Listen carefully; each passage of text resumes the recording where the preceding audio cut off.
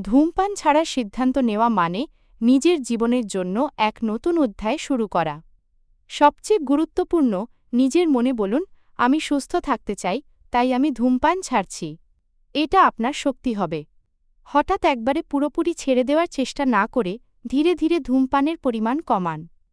যখন মনের মধ্যে সিগারেট খাওয়ার ইচ্ছে জাগে, তখন হাঁটুন, জল খান বা আপনার প্রিয় গান শুনুন। মনের মনোযোগ অন্যদিকে সরে গেলে ইচ্ছে কমে যায়। পরিবেশ বদলানো খুব জরুরি। যেখানে সবাই ধূমপান করে সেখানে কম থাকুন। বন্ধু-বান্ধব ও পরিবারের কাছে বলুন, তারা আপনাকে সাহায্য করবে। নিজেকে পুরস্কৃত করাও ভুলবেন না। ধূমপান না করলে নিজের জন্য ছোট কিছু উপহার দিন।